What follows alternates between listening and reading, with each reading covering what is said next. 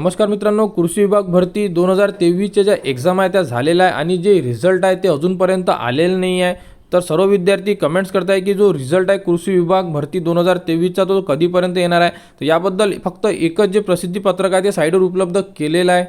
तर बघा, या प्रसिद्धी पत्रकामध्ये काय दिलेलं आहे तर IBPS संस्थेमार्फत 16-19 जानेवारी 2024 रोजी कृषी आयुक्तालय अधीनस्थ कार्यालयात विभागीय कृषी संचालनालय सर्व यांच्या स्थापनेवरील कृषी सेवक पदासाठी भरती प्रक्रिया झाली आहे। त्याबाबत अद्याप निकाल न लागल्यामुळे उमेदवारांकडून सातत्याने विचारणा होत आहे। तरी या प्रसिद्धी पत्रकाद्वारे कळवण्यात येते की याबाबत कृषी आयुक्तालय स्तरावरून निकालाबाबत IBPS संस्थेकडे सतत पाठपुरावा सुरू आहे। तर यास्तव निकाल प्राप्त होताच संबंधित विभागा स्तरावर प्रसिद्ध करण्यात येईल। म्हणजे अजूनपर्यंत रिझल्टबद्दल कोणतीही अपडेट आलेली नाही आहे, पण कृषी विभाग हे जे आहे IBPS कडे रिझल्ट मागण्यासाठी पाठपुरावा करत आहे। तर येत्या काही दिवसांमध्ये कृषी विभाग भरती यांचा सुद्धा रिझल्ट साईडवर उपलब्ध होऊन जाईल।